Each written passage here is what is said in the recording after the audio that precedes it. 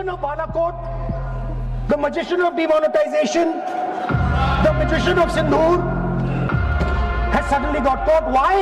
Yeah. Because he was बिल्कुल हम तो इसके पक्ष में ही हैं, लेकिन हम इसके साथ ही हैं, लेकिन हर बार Prime Minister and myself don't have that wife issue. 140 crore का चुनाव हो प्रधानमंत्री को, ये अनाप शराब बात करके क्या साबित करना चाहते हैं? आपको जल्दीबाजी क्यों है महिला विधेयक? महिला विधेयक के पक्ष में हम और केवल महिला आरक्षण का ही विरोध किया। प्रधानमंत्री के संबंध में जिस प्रकार के शब्दों का प्रयोग नेता प्रतिपक्ष के द्वारा किया जा रहा है, देश की जनता का अपमान कर रहे हैं अध्यक्ष महोदय। तो उन्होंने कहा आपको मजे आएंगे, आप मजे लो। इट वॉज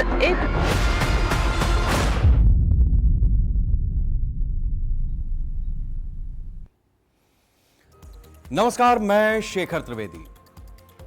इस समय जब आप शेखर वार्ता देख रहे हैं, ठीक इस समय देश सबसे बड़ी मंझधार से आगे बढ़ने की कोशिश कर रहा है। हमारे देश की संसद इस समय चल रही है। हमारे देश के गृह मंत्री इस समय अपना भाषण संसद के भीतर दे रहे हैं और वो ये बताने, जताने और भरोसा दिलाने का भरसक प्रयास कर रहे हैं कि जिस महिला आरक्षण बिल को लेकर के भारतीय जनता पार्टी की, मोदी की अगुवाई वाली सरकार संसद के पटल पर जिसको रख करके उसे पास कराने के लिए आगे बढ़ रही है, उसमें एक एक बात को, विपक्ष के एक एक आरोप को वो बिंदुवार तरीके से उनके सारे मन के जालों को दूर करने का प्रयास कर रहे हैं। महिला आरक्षण को लेकर संसद में जबरदस्त महाभारत देखने को मिली है। एक तरफ सरकार की तरफ से महिला आरक्षण का बखान करके इसे महिलाओं के हित में बताकर विपक्ष से सपोर्ट की अपील की जा रही है, तो वहीं दूसरी तरफ विपक्ष की तरफ से मौजूदा महिला आरक्षण का जो संशोधन विधेयक तैयार किया गया है, उसमें खामियां निकालकर एनडीए सरकार के सवालों के घेरे में उसको खड़ा किया जा रहा है। महिला आरक्षण को लेकर सरकार की संवेदनशीलता का अंदाजा आप इस बात से लगा सकते हैं कि सरकार ने 2023 में महिलाओं को आरक्षण देने के लिए लाए गए नारी शक्ति वंदन कानून को लागू करने के लिए 16 अप्रैल की रात में ही अधिसूचना जारी कर दी गई। सरकार की तरफ से 2023 में लाए गए महिला आरक्षण कानून को लागू करने के लिए साल 2011 की जनगणना को आधार बनाकर संशोधन लाया गया और उसी के आधार पर परसीमन की रिपोर्ट भी तैयार होगी जो 2029 के लोकसभा चुनाव में लागू होगी। इसको तैयारी है लागू करने की। महिला आरक्षण लागू हो, इसके लिए आरक्षण और परिसीमन दोनों जरूरी हैं और पहले के कानून में 2027 की जनगणना को आधार बनाया गया था, लेकिन सच्चाई यह है कि अगर 2027 की जनगणना के आंकड़ों का इंतजार सरकार करेगी तो 2029 में महिला आरक्षण लागू नहीं हो पाएगा, मुश्किल है। इसलिए सरकार की तरफ से 2011 की जनगणना को ही आधार बनाकर, उसको ही आधार मानकर संशोधन विधेयक लाए गए, जिस पर 16 अप्रैल से संसद में चर्चा चल रही है। सरकार की तरफ से संसद और राज्यों की विधानसभाओं में महिलाओं की संख्या बढ़ाने को लेकर परिसीमन संशोधन विधेयक भी लाया गया, लेकिन इस पर भी विपक्ष की तरफ से इस बात का प्रचार किया जा रहा है कि इससे दक्षिण भारत में सीटों की संख्या पर असर ज्यादा पड़ेगा। दक्षिण में बीजेपी का प्रभाव कम है, इसलिए सीटों की संख्या सीमित की जा सकती है। विपक्ष की तरफ से महिला आरक्षण में दलित, आदिवासी और पिछड़े वर्ग की महिलाओं के लिए अलग से आरक्षण की मांग की जा रही है। नेता प्रतिपक्ष राहुल गांधी ने महिला आरक्षण को लेकर एनडीए सरकार पर गंभीर सवाल उठाए और कहा कि यह महिला आरक्षण बिल महिलाओं को कमजोर बनाएगा। यह शर्मनाक कानून है, पुराना कानून लाओ, हम समर्थन करेंगे। ये सिर्फ भारत के निर्वाचन क्षेत्र के नक्शे को बदलने के लिए। राहुल गांधी ने कहा कि यह बात भाजपा को भी पता है कि महिला आरक्षण का यह बिल पास नहीं हो सकता। भाजपा के लोग सब कुछ जानते हैं, इसीलिए उन्होंने चुनावी नक्शा बदलने के लिए महिला आरक्षण का सहारा लिया है। फिलहाल जिस तरीके से संसद हमारी आगे बढ़ रही है, हम उस पर भी निगाह बनाए हैं। वोटिंग होती है तो उसका रिजल्ट हम लगातार आपको अपडेट करेंगे। जिस तरीके से महिलाओं को लेकर के आरक्षण पर यह पूरा चक्र चल रहा है, इसमें कुछ बातें समझने योग्य हैं। हम जिसे देश की आधी आबादी कहते हैं, यानी एक तरफ पुरुष, जितने पुरुष, आधी आबादी महिलाओं की, इन्हीं दोनों के साथ में कोई भी देश, कोई भी समाज आगे बढ़ता है।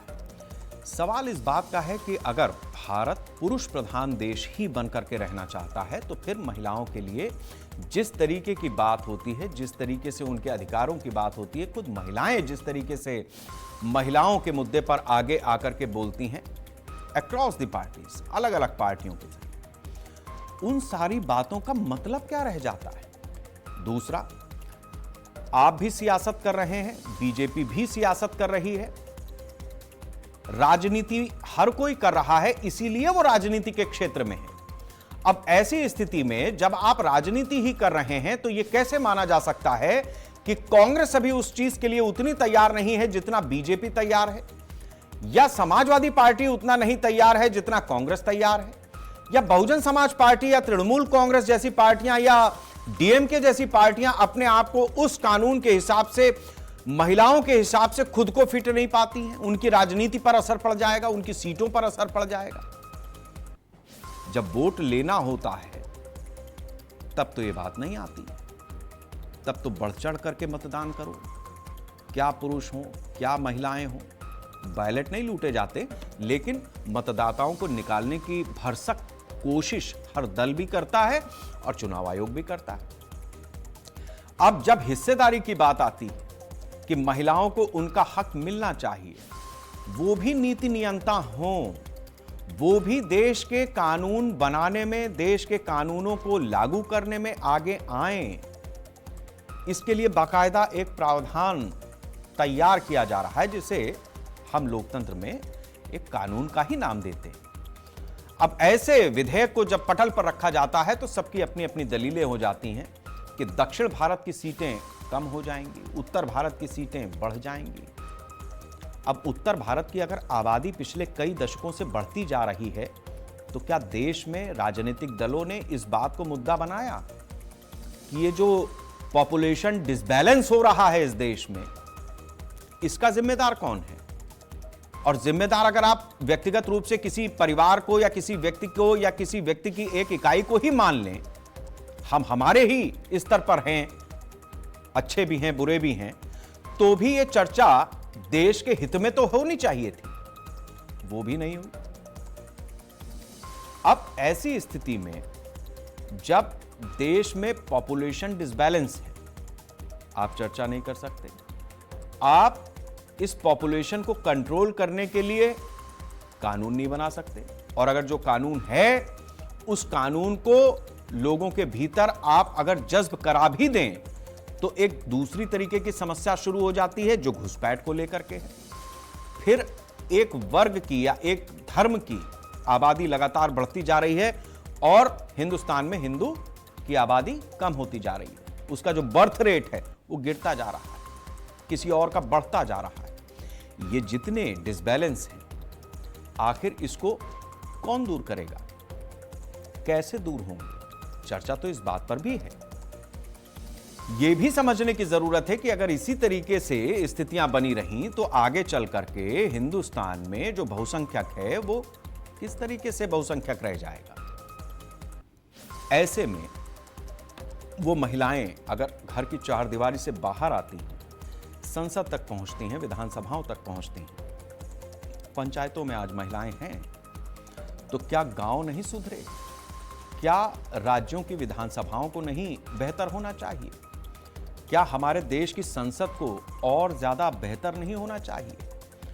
और उससे भी बड़ी बात, जिस परिसीमन को लेकर के पूरा विवाद चल रहा है कि ये चुनावी नक्शा बदलने की कोशिश है, तो आप बताएं, ये तो संविधान में स्पष्ट रूप से लिखा हुआ है कि एक संसदीय क्षेत्र जो हमारा तैयार होता है वो कितनी आबादी के लोगों का प्रतिनिधित्व करता है, यानी हमारा जो एक सांसद है, जो हमारा एक विधायक है, वो किस तरीके से कितनी जनता, कितनी पॉपुलेशन का प्रतिनिधित्व करता है। अब अगर पॉपुलेशन बढ़ती जा रही है और एक खास इलाके में बढ़ती जा रही है, खास क्षेत्र में बढ़ती जा रही है, तो निश्चित है कि जब इस तरीके का परिसीमन होगा तो उसमें इस बात को पुख्ता तरीके से रखना भी पड़ेगा। और अगर आप इस बात को पुख्ता तरीके से नहीं रख पाएंगे तो ये निश्चित है कि ये समाज, ये देश जिस तरीके से बिखर रहा है, जिस तरीके की स्थितियां बनी हुई हैं, वो स्थितियां और ज़्यादा जटिल होती जाएंगी। हमारे साथ खास मेहमानों का पैनल मौजूद है। हम एक एक करके आपका परिचय कराते हैं। हमारे साथ में पल्लवी सिंह जी हैं, भारतीय जनता पार्टी की प्रवक्ता हैं। हमारे साथ में रत्ना पांडे जी हैं, कांग्रेस की प्रवक्ता हैं। हमारे साथ में शौर्या सिंह हैं, समाजवादी पार्टी की प्रवक्ता हैं। अमिता पारुल हैं, वरिष्ठ पत्रकार हैं। आप सभी का बहुत बहुत स्वागत है।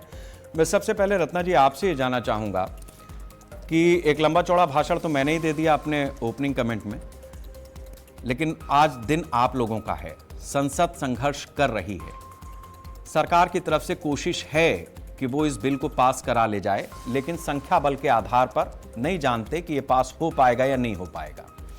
कांग्रेस का जो विरोध है उसमें कितना तर्क आप देख पा रही हैं? अपने ही नेताओं के साथ कुछ जरूरी नहीं कि आप उनका पक्ष ही लें। एक महिला होने के नाते आज बोलिए, कांग्रेस की लीडर होने के नाते बोलिए। अनम्यूट कर दीजिए प्लीज। मैं आप सभी लोगों को नमस्कार करती हूं। अगर एक सामान्य मौका होता और देश के यशस्वी प्रधानमंत्री जी अपनी साफ नियत और मंशा से ये बिल लाए होते तो मैं जरूर इसका स्वागत करती, जैसे 2023 में भारत की हर महिला ने स्वागत किया था। मेरे सीनियर नेता हैं सोनिया जी और खड़गे जी, सभी ने समर्थन किया था 2023 में माननीय मोदी जी का। लेकिन आज मोदी जी ने हमें 3 साल तक लटका के रखा। किस बात के लिए? कि नई पूरी जनगणना होगी, फिर परिसीमन होगा, तब आरक्षण लागू होगा। देश की हर महिला ने पूरा विश्वास प्रधानमंत्री जी पर जताया, लेकिन फिर क्या हुआ? आज तो मोदी जी अपनी बात से पलट गए। ये रोड मैप तो मेरे देश के प्रधानमंत्री ने मुझे दिया था, फिर जरूरत क्या पड़ गई? और आज सुबह तो एक और नया खुलासा हुआ कि वो अधिनियम अभी तक नोटिफाई ही नहीं हुआ था। कल रात में आपाधापी में उसे नोटिफाई किया गया। तो ये किस तरीके का? मोदी जी ने तो उसे अधिनियम मतलब एक्ट कह के प्रचार प्रसार करा दिया था, और एक्ट बिना नोटिफिकेशन के कैसे बन सकता है? तो देश की महिलाओं को माननीय मोदी जी इस तरह से क्यों बरगला रहे हैं? पहली आपत्ति है। दूसरी आपत्ति है कि महिला आरक्षण बिल जो 545 अभी वर्तमान में है, इस पर भी तो दिया जा सकता है।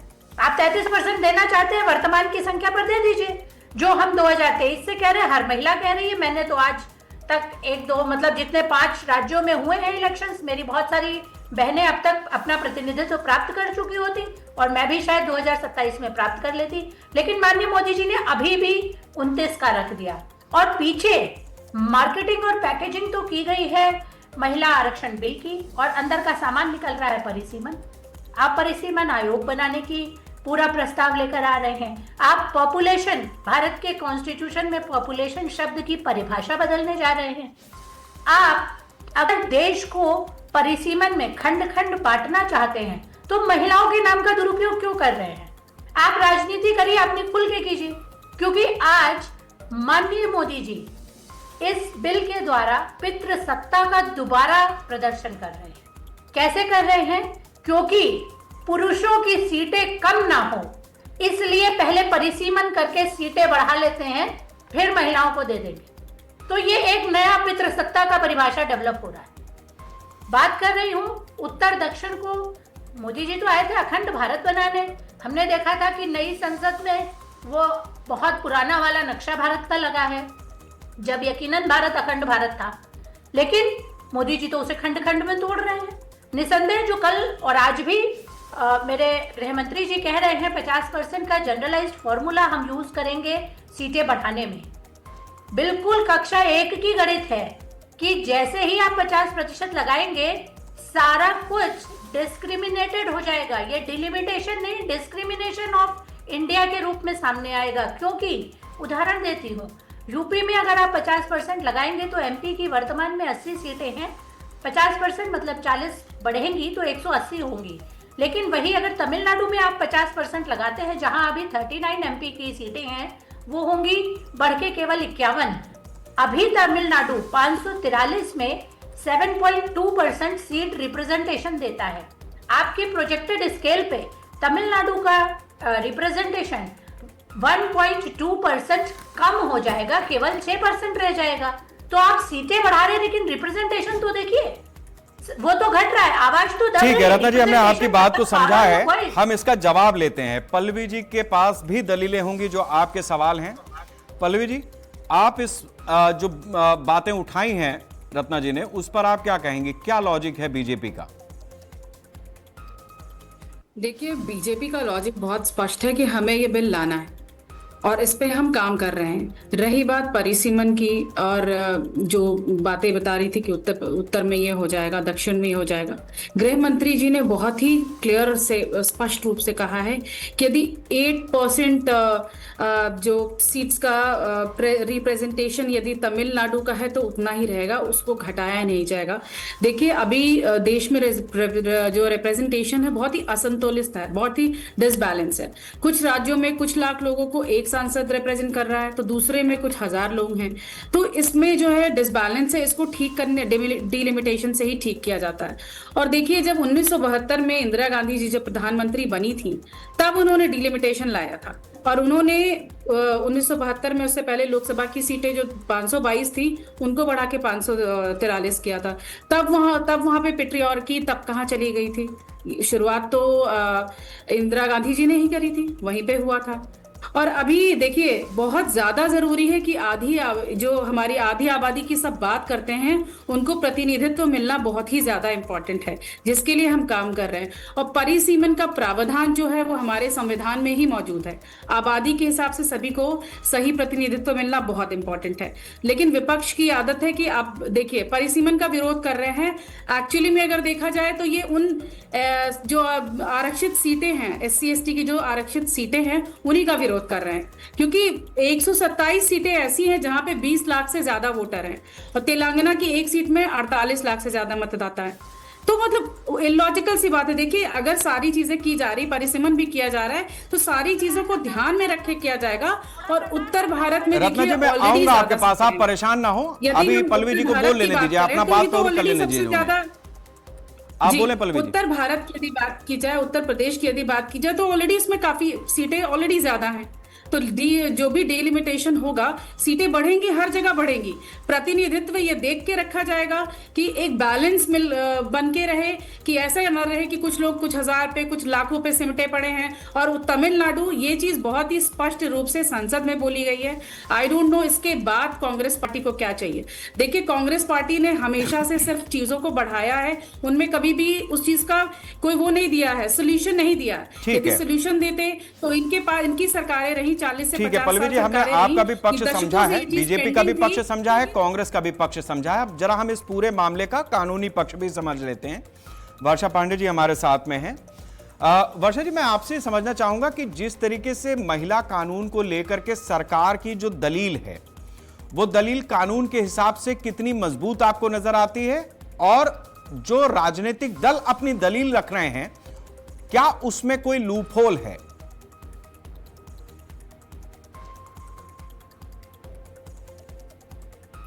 वर्षा जी, मेरी आवाज आपको मिल रही है?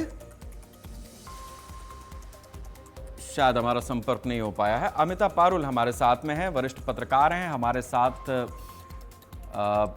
लंबे समय के बाद जुड़ी हैं। अमिता, अब मैं आपसे ये जानना चाहूंगा कि जिस तरीके से आपने एक दौर में फील्ड में जा करके और तमाम राजनीतिक दलों की नब्ज टटोलने का काम किया है, आज अगर इस बिल को लेकर के जो राजनीतिक दलों के इरादे हैं, उस पे नब्ज अगर आप पकड़ें, तो क्या समझ में आ रहा है? शेखर जी, देखिए, सब राजनीतिक दल अपने अपने हिसाब से इसका आकलन कर रहे हैं। सबसे बड़ी बात तो मुझे ये लगती है कि आजादी के 78 साल हो चुके हैं और आधी आबादी को अपना अधिकार पाने के लिए 33% आरक्षण की इस बैसाखी का सहारा लेना पड़ रहा है। हम मानते हैं दिक्कतें थी, क्योंकि हम गुलाम थे, गुलामी के बाद लोगों का ही आगे बढ़ना इतना मुश्किल था तो महिलाएं कहाँ से आगे बढ़ पाती, उनको पढ़ाया लिखाया नहीं जाता था। इतने सालों में काफी कुछ चीजें बदली हैं। महिलाओं पर भी अब ये लड़की जब घर में पैदा होती है तो अब माँ बाप सोचते हैं कि चलो उसे भी कुछ पढ़ा लिखा दो, कुछ कर ले। तो महिलाओं की स्थिति धीरे धीरे बेहतर होने की तरफ तो आगे बढ़ी है, लेकिन जो मौजूदा हालात हैं, 33% आरक्षण देने की बात ये लोग कह रहे हैं। चलिए 50% नहीं दे रहे हैं, 33 ही दे रहे हैं, अच्छी बात है, अच्छी पहल है। लेकिन एक चीज जो मुझे परेशान कर रही है वो ये है कि राजनीति में आरक्षण की बात है। ये जो भी आरक्षण इसमें मिलेगा उससे महिलाएं चुनाव लड़ सकेंगी और संसद में और विधानसभा में, विधान भवन में हमें दिखेंगी, उनकी भागीदारी बढ़ जाएगी। लेकिन मुझे ये बताइए शेखर जी कि कितनी महिलाएं हैं जो राजनीति में आना चाहती हैं? तो जो और महिलाएं हैं उनको तो इसका लाभ मिलने से रहा। तो बहुत लोग ये अमिता जी ऐसा है कि इसका तो बड़ा दिलचस्प जवाब है। मैं जानता था कि चर्चा के किसी मोड़ पर यह चीज आएगी। अभी क्या है, रत्ना जी, पल्लवी जी, वर्षा जी, आप सब लोग इस चीज को एंजॉय कीजिएगा। ये वास्तव में बड़ी दिलचस्प है। जैसे अभी क्या होता है कि कॉर्पोरेटर का चुनाव होता है, किसी कॉर्पोरेटर की सीट महिला हो जाती है तो भी लिखता वो सभासद के पति है ना, तो फिर ये पुरुषों के पास एक हक और चला जाएगा कि वो सांसद के पति हैं, वो विधायक के पति हैं। तो इस तरीके के एक डेजिग्नेशन पतियों के पास भी बढ़ जाएगी। तो अमिता, इसमें कोई हमें लगता है कि बात नहीं है, महिलाएं आगे बढ़ेंगी तो शायद पुरुष भी अपनी तरह से आगे बढ़ेंगे। गौर कीजिए, इस चीज को गौर कीजिए कि अभी कांग्रेस ने ये कवायद शुरू की। अगर हम उसका एक एग्जाम्पल देखना चाहें तो जो पिछले विधानसभा चुनाव यूपी में हुए, प्रियंका गांधी ने बहुत महिलाओं को टिकट दिया। लेकिन मैं आपको बताऊं कि ये स्थिति थी कांग्रेस पार्टी में कि उनको अच्छी महिलाएं मिल ही नहीं रही थी जो चुनाव लड़ना चाह रही हो। ये भी एक बड़ा सवाल है। तो जो परिवार के ही लोग थे उनको टिकट दिलाया गया, और ये भी है कि कुछ मिली भगत अंदर खाने रही कि जो अच्छे लोग थे उन्हें टिकट नहीं भी दिया गया। तो ऐसी महिलाओं को ढूंढ कर लाना और उन्हें नुमाइंदगी के लिए तैयार करना, ये भी एक बड़ा सवाल होगा। ये एक बड़ा नारा था पिछले विधानसभा चुनाव में कांग्रेस की तरफ से, लड़की हूं लड़ सकती हूं। रत्ना जी, मैं आऊंगा इस सवाल को लेकर के, लेकिन वर्षा जी के पास मैं जाऊंगा पहले, अभी तक उनके पास जा नहीं पाया। वर्षा जी, मेरा आपसे सवाल यह था कि जो अभी संसद के भीतर चल रहा है, ये जो तीनों चीजें अलाइन करके सरकार ला करके रखना चाहती है, इसका कानूनी पहलू कितना जस्टिफाइड है, एक चीज। और दूसरी तरफ जो राजनीतिक दल है, मैं बीजेपी, सरकार हो चाहे विपक्ष हो, वो जो दलीलें रख रहे हैं उसको हम कितना कानूनी लैंग्वेज में जस्टिफाई कर पाएंगे? नमस्कार शेखर जी। सबसे पहले हम इस बात पर आते हैं जो भी आपने कहा कि सभासद पति, और एक हमारी बड़ी फेमस सीरीज आई थी पंचायत, उसमें महिला प्रधान होती हैं जो मंजू देवी होती हैं, और पोस्टर हर जगह प्रधानपति के नाम से लगा होता है। आपकी बात से हमें वो रिमाइंड हो गया। Am I audible? हाँ जी, हाँ जी, आपकी आवाज हम तक पहुंच रही है। अब आप हमारे सवाल पर आ जाएं। जी बिल्कुल। देखिए, महिला हो कि महिला का विरोध करना, ये बात तो हमें नहीं समझ में आती है। देखिए, बीजेपी राजनीतिक पार्टी है और राजनीति में इससे अच्छा बेंचमार्क सेट नहीं किया जा सकता था कि 33% महिलाओं का आरक्षण बीजेपी लाने की कोशिश कर रही है। बाकी तो अभी देखिए क्या हो सकता है। इससे पुरुषों का कोई नुकसान नहीं है, सीटें बढ़ाई जा रही हैं। और आप जैसे अभी इसके पहले भी हम आपको सुन रहे थे, आप कह रहे थे कि सीट जिसमें महिला अगर 33% है उसमें, तो नुकसान इसमें किसी का भी नहीं है। महिलाओं को कहा जाता है बढ़ चढ़ के हिस्सा लीजिए नौकरी में और वोट करने में, सरकार बनाने में, तो आरक्षण में सिर्फ दिक्कत क्या आ रही है? इसके पहले देखिए ट्रिपल तलाक ला के भी बीजेपी ये प्रूव कर दी कि ये महिलाओं के फेवर में काम रहा है। नहीं, मेरा सवाल बड़ा स्पेसिफिक है आपसे, मेरा सवाल बड़ा स्पेसिफिक है।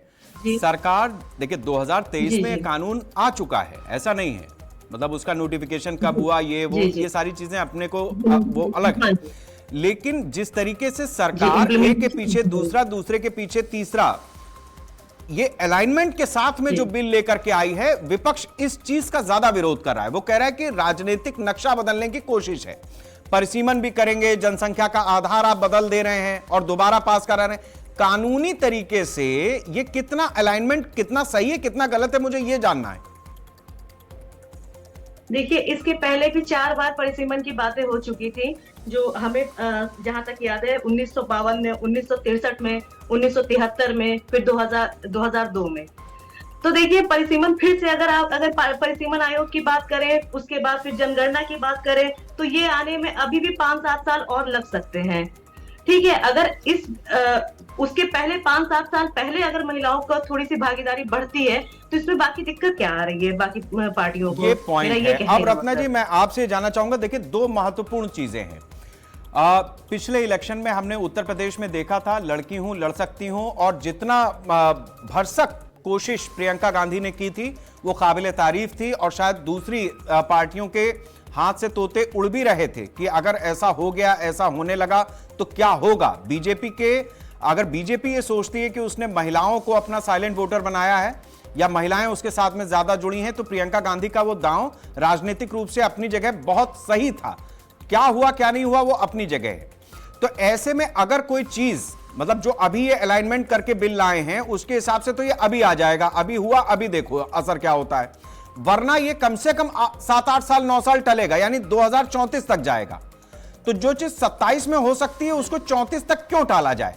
क्योंकि ये आज नहीं तो कल तैयारी तो आपको भी करनी है, सपा होती, बीएसपी होती, डीएमके, सभी को तैयारी करनी पड़ेगी, महिलाएं उतनी अपने साथ में जोड़नी पड़ेंगी।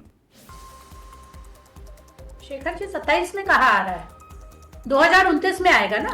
मैं 29 की, मैं माफी चाहता हूं, 29 की बात कर रहा हूं जी। आप तो काबिल पत्रकार हैं, मुझे लगता है आप तो पढ़ के आए होंगे, है ना। तो 2029 की अभी भी बात हो रही है, यानी आज भी मेरे देश का प्रधानमंत्री मेरे हाथ में झुनझुना पकड़ा रहा है। अभी 3 साल और मुझे इंतजार करने हैं। मैं ये बात कह रही हूँ, आप सब लोग एक मत से एक बात कह रहे हैं कि 60 साल हो गए, आज नहीं मिला, अब मिल रहा है, तो कांग्रेस क्यों परेशान है। हम तो 2023 में सदन में खड़े होकर ऑन रिकॉर्ड संसद में ये इस बात का प्रूफ है कि खड़गे जी ने कहा था तत्काल लागू कर दीजिए। हम आज भी यही कह रहे हैं, कल प्रियंका जी ने यही कहा, अगर आपने सुना हो तो। आज 543 पर अभी लागू कीजिए ना, क्यों मुझे कंडीशंस में लगाया जा रहा है? क्या किसी पुरुष के लिए कंडीशन आज तक भारत में लगी है कि जब डिलिमिटेशन, जब जनगणना, क्यों महिलाओं के लिए जनगणना और डिलिमिटेशन क्यों? जो आज है उसी में मेरा हिस्सा क्यों नहीं है?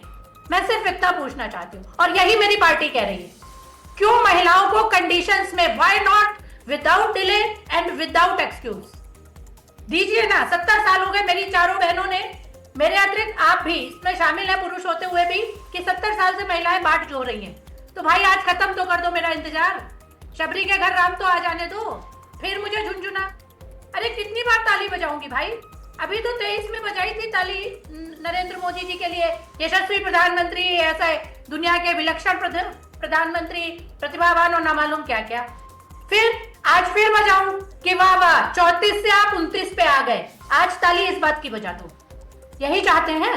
सॉरी, भारत की पढ़ी लिखी और सभी जागरूक महिलाएं जो पढ़े हो, अक्षर ज्ञान को मैं पढ़ना नहीं कह रही हूं, यहाँ पर मैं जागरूक भारत की आधी आबादी की बात कर रही हूँ। सब जानते हैं कि अगर आप 2034 जो आपका रोड मैप था 2023 में, उस 34 से 29 पर आने को अपनी बहुत बड़ी धुरंधरगिरी मान रहे हैं, तो आप ताली पीट लीजिए। भारत की कोई महिला इस पे ताली नहीं पीटेगी। मेरे हाथ में आज दे दीजिए, मेरा इंतजार आज खत्म कर दीजिए। मैं ताली पीटने को भारत के यशस्वी प्रधानमंत्री जी को, कल उन्होंने कहा था कि उन्हें क्रेडिट नहीं चाहिए, मैं वो पहली महिला होंगी कांग्रेस की तरफ से जो लिखित क्रेडिट दूंगी अगर आज मोदी जी मुझे रिजर्वेशन का पूरा अधिकार दे देते हैं। लेकिन आज यही 543, यही कंडीशंस, मैं सांस आज ले रही हूँ। मेरा वर्तमान आज पे निर्भर करता है और मेरा भविष्य भी आज ही पर बनेगा, तो मैं 29 तक क्यों वेट करूं? ठीक है, अब इसका जवाब ले लेते हैं। पल्लवी जी। जी शेखर जी। रत्ना जी ने जो बात उठाई है कि जो आज होना है उसको कल पर क्यों टालना, लेकिन महिलाओं के होने से एक अच्छी चीज ये है कि मेरे मुंह से भी अगर 29 की जगह 27 निकल जाए तो उसको सुधार दिया जाए। मैं उसको सहर्ष स्वीकार करता हूं। मैं सरकार नहीं हूं, मैं एंकर हूं। रत्ना जी बहुत बहुत धन्यवाद आपका। स्लिप ऑफ टंग कभी किसी से होता है, इसमें ये नहीं है। नहीं, कोई बात नहीं, किसी से भी हो सकता है। ठीक है, slip of tongue, sorry, slip of tongue किसी से भी हो सकता है रत्ना जी। नहीं, वो ठीक है, वो ठीक है, वो चलता है चर्चा में। उन्होंने हमें भी टोक दिया, हम उनको 10 बार टोकते हैं। पल्लवी जी आप अपनी बात पूरी करें। जो मसला है वो यही है कि वो कह रही हैं कि जो चीज आज हो सकती है या 23 में आपने करके रखी हुई है उसको दे दीजिए ना। शेखर जी बिल्कुल, वो तो मिल ही रही है। भारतीय जनता पार्टी तो यही चाह रही है कि 29 में ये लागू हो जाए। हम 34 तक का इंतजार क्यों करेंगे? हम तो चाह रहे हैं कि 29 के बाद लोकसभा इलेक्शन जो। रत्ना जी बीच में क्यों बोलती हैं आप? वैसे आपकी आवाज नहीं आ रही है, ठीक है फाइन, अच्छी बात है, बोलते रहिए 2029 में हम चाहते हैं कि लोकसभा इलेक्शन मिल रहा है। अब ऐसे में तो अच्छा नहीं लगेगा भाई, महिलाओं के हर तीसरा सांसद एक महिला आपके पास क्यों आप शेखर परेशान जी, हैं? रत्ना जी को बोल लेने दीजिए, उनको बोलने की आवश्यकता ज्यादा है, वो ज्यादा पढ़ी लिखी है। बोल लीजिए बोल लीजिए रत्ना जी, बोल लीजिए। रबर स्टैम्प भेजती नहीं है, रबर स्टैम्प की तरह रटा रटाया बोलती चली जाऊं, ये तो है नहीं। कांग्रेस के पास प्रवक्ता है, पढ़े लिखे हैं, बोलेंगे तो। अरे रटा रटाया आप लोग बोलते हैं, कांग्रेस के प्रवक्ताओं को आपने ठीक से सुना नहीं। हर चैनल पे सुनती हूँ मैं, क्या बोलते हैं, बहुत अच्छे से पता है, मत बताइए। 40 अब आते हैं प्रियंका गांधी जी के 40% आरक्षण पे, 40% रिजर्वेशन दिया इनके पास, इनकी खुद की नेताएं नहीं, जबकि नेता थे, बहुत अच्छे नेता थे कांग्रेस में, उनको उन्होंने कभी भी टिकट नहीं दिया।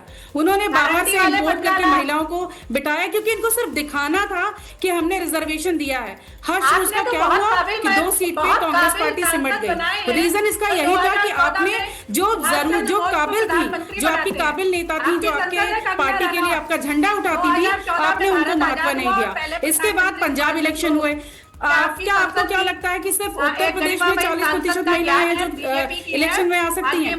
क्या पंजाब और गोवा की महिलाओं के अंदर ये काबिलियत नहीं थी कि वहां पे अपने परसेंटेज को घटा दिया? पंजाब में 10%, फिर गोवा में 8%, ये कैसे हो गया? क्या आपको नहीं लगता कि पूरे देश की महिलाएं जो है वो राजनीति में प्रतिनिधित्व कर सकती है, या कांग्रेस पार्टी? पल्लवी जी और रत्ना जी, मेरे ख्याल से आप दोनों लोग ने अच्छी खासी अपने आपस में डिबेट कर ली है। अब हमें इस डिबेट को आगे बढ़ाना है। मैं वापस अमिता जी आपके पास आना चाहूंगा। मैं समझना चाहूंगा कि जिस तरीके की दलीलें दी जा रही हैं, आपको लगता है कि एक बड़ा पॉइंट तो ये है, वैलिड पॉइंट है, कि शायद बीजेपी ने महिलाओं को लेकर के जितनी तैयारी की है या जिस तरीके की उसको महिलाओं से अपेक्षाएं हैं, शायद बाकी पार्टियां उतनी तैयार नहीं हैं। तो क्या ये एक फैक्टर है कि टाइम बार्गेन कर रहा है विपक्ष, या आपको लगता है कि विपक्ष की दलीलों में दम है?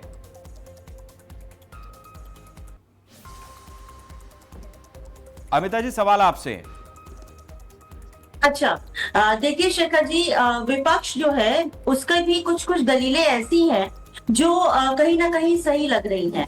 देखिए, कहा यह जा रहा है कि अगर आरक्षण को लागू करना है तो जो मौजूदा अभी लोकसभा में जितने सांसद हैं 543, अगर आरक्षण लागू करना चाहे तो वो इस पे भी कर सकते हैं। लेकिन ये जो 3 अलग अलग अधिनियम जो लाए गए हैं और जिसको पास कराने की कवायद है, उसमें कहीं ना कहीं विपक्ष का ये आरोप है कि सरकार की कोई छुपी मंशा है। क्योंकि अभी जो परिसीमन जो पुराना से मान के चल रहे हैं और उस जनगणना के आधार पर इसको लागू करेंगे, 850 संख्या बताई जा रही है कि लोकसभा में होने वाली है। और यूपी में अगर हम बात करें तो अगर यूपी बहुत बड़ा प्रदेश है और यहाँ से 80 लोकसभा के सांसद चुनकर जाते हैं, तो शेखर आपको नहीं लगता कि ये संख्या दुगनी हो जाएगी? और यही वजह है कि जो साउथ इंडिया के स्टेट्स हैं वो इसका विरोध कर रहे हैं कि कहीं ऐसा ना हो कि पूरा का पूरा फोकस नॉर्थ पर हो जाए, और साउथ में क्योंकि आबादी वैसे भी उन्होंने कंट्रोल की है काफी हद तक, तो उसका खामियाजा उन लोगों को भुगतना पड़ेगा। तो एक तरह से देखें तो अगर आरक्षण लागू करने की मंशा है तो इसी स्थिति में किया जा सकता है।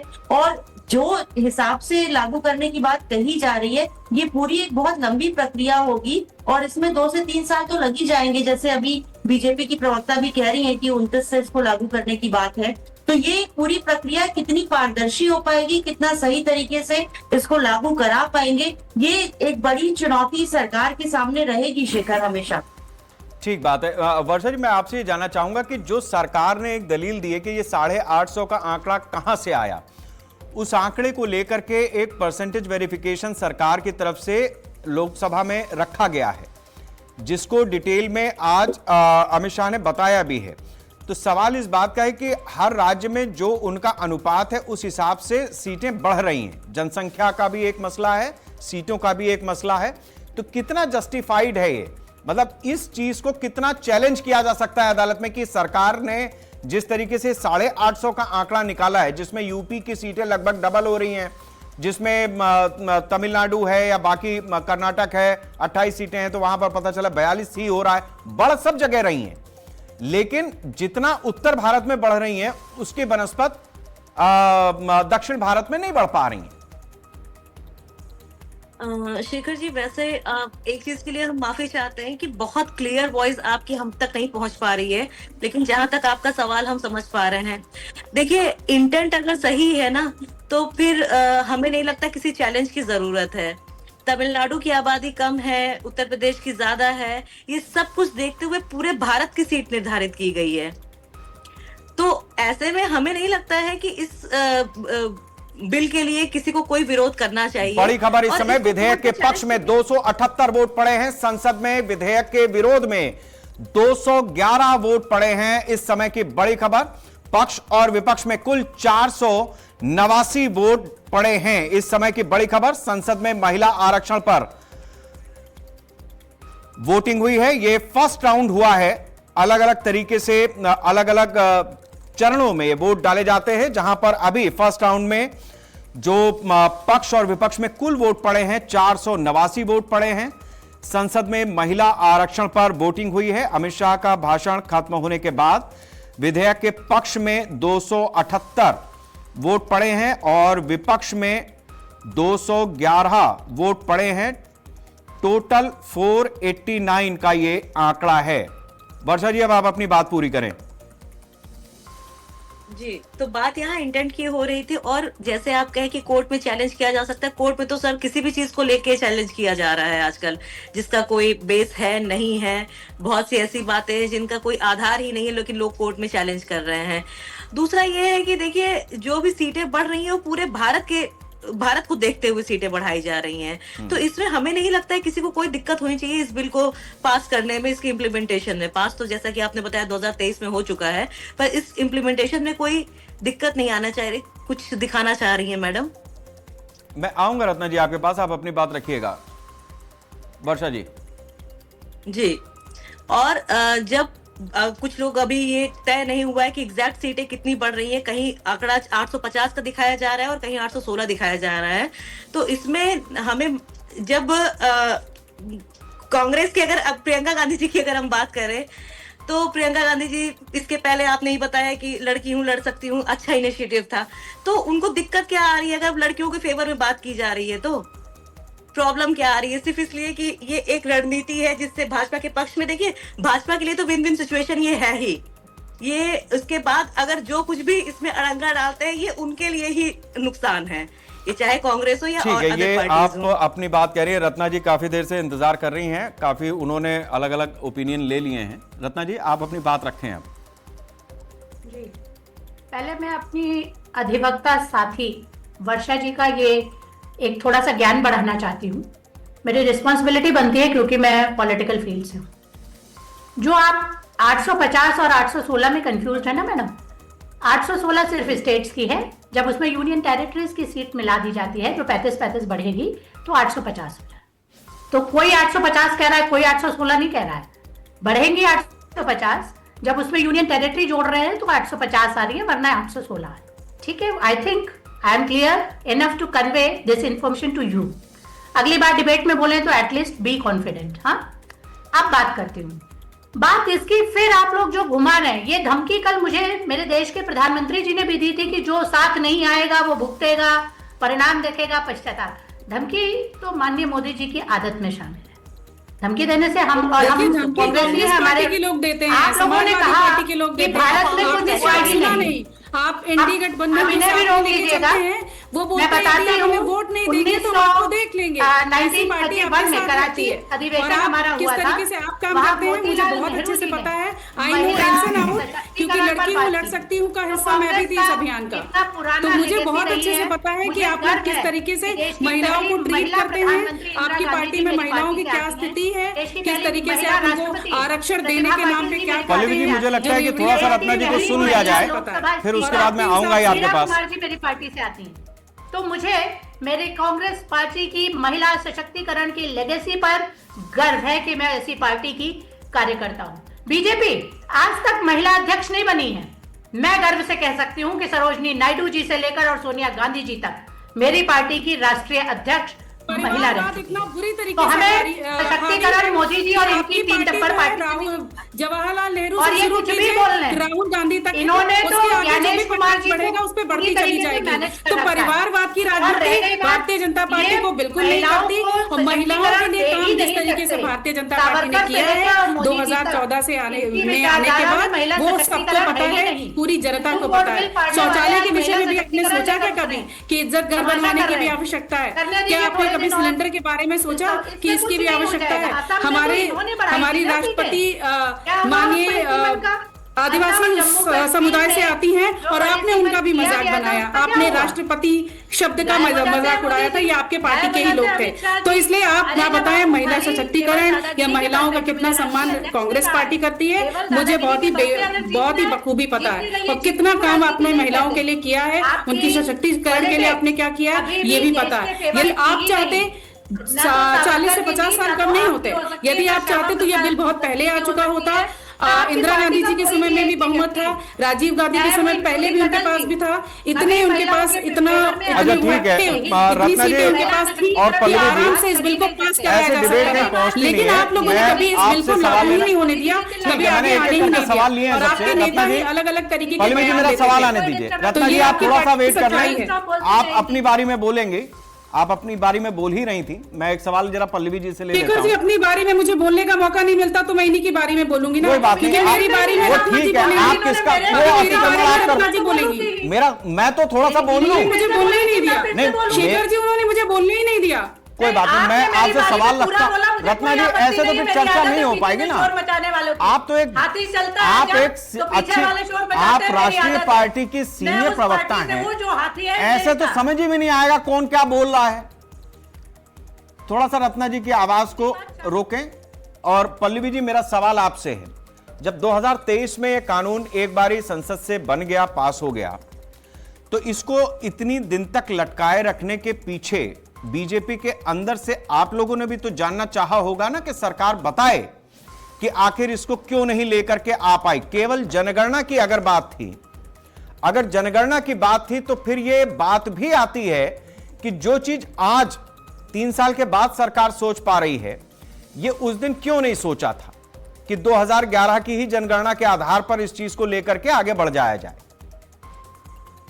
शेखर जी देखिए, जैसे मैंने कहा भारतीय जनता पार्टी अपने कार्यकाल में जो चीज की ये योजना उसको अभी लानी है, ये बिल उसे पास करना है, वो अपने कार्यकाल में करती है। पुराने जितने भी काम उसने किए, चाहे ट्रिपल तलाक की बात कर लीजिए, 370 धारा 370 की बात कर लीजिए, या फिर मंदिर निर्माण की बात कर लीजिए, हमने सोचा 2023 में बिल्कुल सोचा और ये हुआ कि जनगणना और परिसीमन के बाद इसको लागू किया जाएगा। लेकिन अब जब जनगणना स्टार्ट हुई तो देखा गया, देखिए परिसीमन जो है ये कोई छोटी सी प्रक्रिया नहीं है जो 6 महीने में पूरी हो जाए। इसको पूरा होने में 2 से 3 साल का समय लगेगा और इसका यदि इसकी बात करें 2 से 3 साल में तो ये 29 निकल जाएगा। और हमें चाहिए कि हम 2029 में इसको लागू करें। हम चाहते हैं कि लोकसभा में हर तीसरी सांसद महिला हो और 2029 के जो इलेक्शन हो उसके बाद।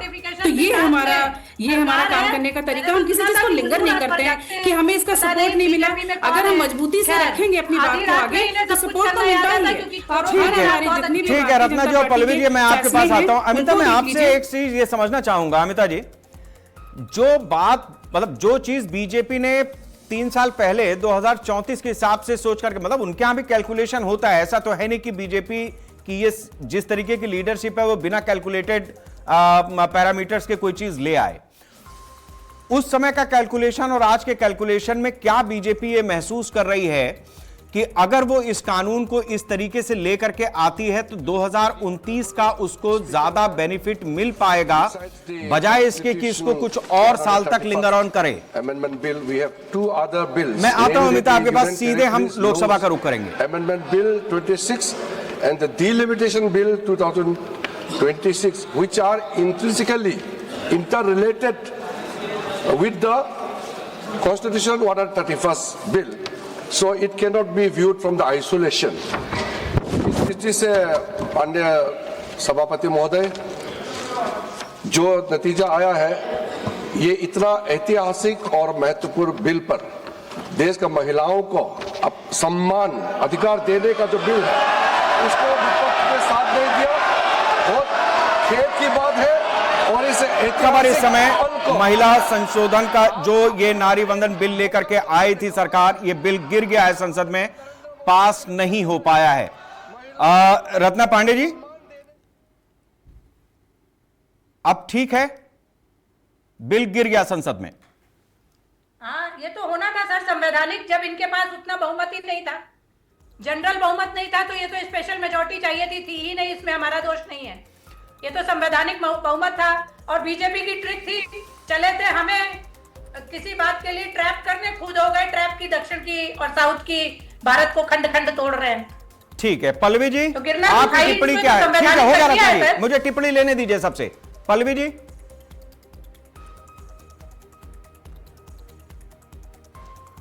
पल्लवी जी मेरी आवाज आपको आ रही है? अब किसी को आवाज बीजेपी को सुनाई थोड़ी देगी इस पर। कुछ बचा नहीं सुनने कहने के लिए। अमिता जी, अगर मेरी आवाज आपको आ रही हो, ये बिल गिरा है, इस समय की बड़ी खबर बिल्कुल आ रही है। मैं बस इतना कहना चाहूंगी कि ये जो बिल था, अगर ये पास होता तो जो महिलाएं राजनीति में आगे बढ़ना चाहती हैं उन्हें इससे लाभ होता। यकीनन ये अच्छी पहल थी सरकार की कि चलो कुछ तो हो रहा था महिलाओं के हक में, लेकिन बिल गिर गया, पास नहीं हो पाया। इसके पीछे भी बहुत बड़े कारण है, क्योंकि सरकार जो है वो अपनी मंशा, उसकी जो भी अच्छी थी नहीं थी क्या थी, वो विपक्ष को सही से समझा नहीं पाया कि उसका मकसद जो है वो क्या है। और जो आप अभी हम लोग आपने जब संसद से जोड़ा उसके पहले जो बात कही शेखर, अगर किसी और पार्टी के लिए आप ये बात कहते ना कि कितना कैलकुलेटिव मूव है उनका, कितना नहीं है, तो माना जा सकता था, नकारा जा सकता था। लेकिन भारतीय जनता पार्टी में कुछ भी होता है तो बहुत कैलकुलेशन के साथ होता है। आप इतने सालों से पत्रकारिता कर रहे हैं और आप देख रहे होंगे कि जब से मोदी जी की अगुवाई में भाजपा आगे बढ़ती चली जा रही है, एक एक कदम, एक एक स्टेप, न चाहे वो उत्तर प्रदेश की राजनीति हो या प्रदेश के किसी भी हिस्से की बात हम करें, हर चीज कैलकुलेटिव तरीके से ही भारतीय जनता पार्टी करती है। और यही हिडन इंटेंशन जो था भारतीय जनता पार्टी बिल्कुल। अमिता, मैं आता हूं आपके पास बड़ी खबर इस समय। लोकसभा में संविधान संशोधन बिल गिर गया है। पक्ष में 298 मत पड़े हैं, विपक्ष में 230 मत पड़े हैं और 28 मतों से यह बिल गिर गया है। यानी सरकार को 28 वोटों से इस बिल को गिरते हुए देखना पड़ा है। ये एक बड़ा आंकड़ा है, क्योंकि जिस तरीके से संख्या बल के आधार पर 67 वोट लोकसभा के भीतर सरकार को चाहिए थे विपक्ष के कि वो इस बिल को पास करा ले जाए, लेकिन ये बिल फिलहाल संविधान संशोधन बिल लोकसभा में गिर गया है, जिसके पक्ष में 298 वोट पड़े और विपक्ष में 230, 28 वोटों से ये बिल गिर गया है। तो इस समय की ये बड़ी खबर है। मैं वर्षा पांडे जी आपसे जानना चाहूंगा कि जिस तरीके से इस बिल को लेकर के सरकार की कोशिश थी, सरकार की तैयारी थी, क्या आपको लगता है कि वो विपक्ष को भले ना समझा पाई हो सरकार, लेकिन अगर बीजेपी इतने ही कैलकुलेटेड वे में चलती है तो उसको पता था पहले दिन से कि ये बिल गिर जाएगा? उस लिहाज से क्या बीजेपी यहां हार करके भी जीत गई है, या आपको लगता है कि एक नैतिक हार है?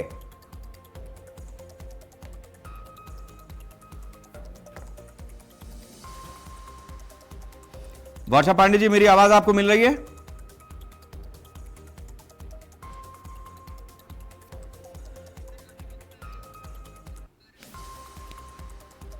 अमिता, अगर मेरी आवाज आपको मिल रही है, मैं इसी सवाल का जवाब आपसे चाहूंगा। शेखर जी, अब बीजेपी एक तरह से हार कर भी जीती तो है ही अपने लिहाज से, क्योंकि उसे तो एक बात कहने का मौका मिल जाएगा ना लोगों के बीच में। जैसे प्रधानमंत्री ने भी इस बात को रखा था कल, आपको याद होगा, कि जो भी इस बिल का विरोध करेगा वो कहीं ना कहीं उसका नतीजा भुगतेगा। तो जब प्रधानमंत्री इस तरह की बात कर रहे हैं, अमित शाह कह रहे हैं, तो अब जाहिर सी बात है कि एक मुद्दा भारतीय जनता पार्टी को जरूर मिल गया है लोगों के बीच जाके ये कहने का कि हम तो कर रहे थे, लोगों ने करने नहीं दिया। तो जाहिर है इसका भी पॉलिटिकल फायदा भारतीय जनता पार्टी लेने की कोशिश करेगी। बिल्कुल, बहुत बहुत शुक्रिया अमिता हमारे साथ जुड़ने के लिए। वर्षा पांडे जी, आपका भी बहुत बहुत शुक्रिया। रत्ना पांडे जी हमारे साथ कांग्रेस से जुड़ी, पल्लवी जी बीजेपी से, आप दोनों लोगों का भी बहुत बहुत शुक्रिया। इस समय जो आज इस चर्चा के दौरान ही हमने पाया है वो ये कि सरकार जिस भी मंशा के साथ में आगे बढ़ी थी, जिस भी तैयारी के साथ में आगे बढ़ी थी, राजनीति के क्षेत्र में ये एक बड़ा सरकार के लिए सेटबैक संसद के अंदर तो है ही कि उसका लाया हुआ एक संविधान संशोधन बिल, उसका नारी वंदन बिल पास नहीं हो पाया है। विपक्ष से जिस समर्थन की उसे उम्मीद थी वो उसे नहीं मिल पाया है और 28 वोटों से सरकार पीछे रह गई और संविधान संशोधन बिल गिर गया। तो ये अपने आप में भारतीय जनता पार्टी को शायद एक सोचने वाला विषय होगा। उससे भी ज्यादा बड़ा विषय उन विपक्षी दलों के लिए होगा जो इसी मुद्दे को लेकर के अब जनता के बीच जाएंगे, जब बीजेपी ये कहेगी कि हमने महिलाओं को आगे बढ़ाने के लिए संसद में बिल रखा लेकिन कांग्रेस और बाकी विपक्ष ने उसे पास नहीं होने दिया, तो इसका जवाब विपक्ष से जनता भी चाहेगी। बड़ी खबर यह भी है कि राज्यसभा में अब इस बिल को पेश नहीं किया जाएगा। लोकसभा में यह बिल गिर गया है। इस लिहाज से संख्या बल के आधार पर सरकार ने यह मान लिया है कि इस बिल को राज्यसभा तक ले जाने की स्थिति नहीं है और यह बिल राज्यसभा में नहीं जाएगा। फिलहाल लोकसभा में इस बिल के समर्थन में 298 और विरोध में 230 वोट पड़े और 28 मतों के अंतर से यह बिल गिर गया। भारतीय जनता पार्टी संख्या बल के आधार पर यह पहले दिन से जानती थी कि इस बिल को ले आकर के संसद में पास कराना उसके लिए एक टेढ़ी खीर होगा, क्योंकि संख्या बल उसके पास नहीं है। विपक्ष जिस तरीके के अमेंडमेंट के साथ में वो इस बिल को इंट्रोड्यूस कर रही है उस पर अपना समर्थन हमने क्लियरली बोला है कि ये महिला बिल नहीं है। ये हिंदुस्तान का राजनीतिक जो स्ट्रक्चर है, इलेक्टोरल स्ट्रक्चर है, उसको बदलने की कोशिश है। ये हमने रोक दिया है और मैं अभी कह रहा हूं, प्रधानमंत्री से कह रहा हूं, अगर आप महिला बिल चाहते हैं 2023 का महिला बिल निकालिए, उसका इम्प्लीमेंटेशन आज से करिए और पूरा का पूरा ऑपोजिशन 100% आपको समर्थन देगा और महिला बिल हम इमीडिएट इम्प्लीमेंटेशन करा देंगे।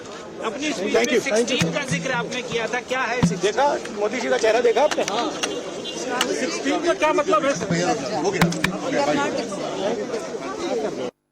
के आरक्षण की बात नहीं थी, ये देश के लोकतंत्र की बात थी, ये देश की अखंडता की बात थी। हम कभी इससे सहमत नहीं हो सकते कि आप इस महिला आरक्षण को इस तरह से परसीमन से जोड़ें कि वो पुरानी जनगणना पर चले जिसमें ओबीसी शामिल भी नहीं है। तो ये मुमकिन ही नहीं था कि ये बिल पारित हो और मेरे ख्याल से हमारे देश के लोकतंत्र के लिए, हमारे देश की अखंडता के लिए ये एक बहुत बड़ी जीत है। मैम, कांग्रेस की क्या रणनीति होगी? मैम, ये क्या करेंगे क्योंकि सरकार बार बार ही कह रही है कि महिला विरोधी चेहरा कांग्रेस का। मैम, महिला विरोधी माइंडसेट की जिस कह रहे हैं, जो गृह मंत्री ने भी बोला, महिला विरोधी माइंडसेट की वो कह रहे हैं जिन्होंने हाथरस में कुछ नहीं किया, जिन्होंने उन्नाव में कुछ नहीं किया, जिन्होंने मणिपुर की महिलाओं के लिए कुछ नहीं किया, जिन्होंने खिलाड़ियों के लिए कुछ नहीं कहा। ये कह रहे हैं कि हमारा विरोधी माइंडसेट है महिलाओं का।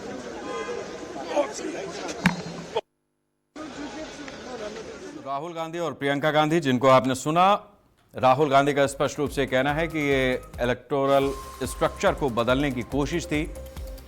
प्रियंका गांधी का कहना है कि जिस तरीके से 2011 की जनगणना के आधार पर इस बिल को लागू करने की कोशिश की गई, जिस तरीके से उसमें अलग अलग समाज के वर्गों का प्रतिनिधित्व नहीं दिखता है, उसको लेकर के कांग्रेस का जो पूरा मंतव्य था वो बहुत ही स्पष्ट था और उसी के आधार पर इस बिल को संसद में पास नहीं होने दिया गया है। ये बिल नहीं पास हो पाया है। अब दो बड़ी चीजें हैं। यह बात तो सही है कि सरकार एक नए तरीके से, नए स्वरूप में महिला आरक्षण के बिल को लेकर के आई थी कोई नहीं जान पाएगा कि उसमें परिसीमन किस तरीके से था, उसमें जनसंख्या किस सन की ले रहे थे। ये सारी बातें बीजेपी मार्केट में जाकर के चुनाव के दौर में जनता के बीच में नहीं कहने वाली। वो कहेगी हम महिला आरक्षण बिल लाए, वो पास नहीं हुआ, विपक्ष ने उसको गिरा दिया, ये महिला विरोधी। लेकिन सवाल बीजेपी से जो बड़ा बनेगा वो ये, जब तुम्हारे पास संख्या बल था नहीं, ये जानते थे, तो फिर किसके भरोसे पर ये बिल लेकर के आए? किसके भरोसे? नमस्कार।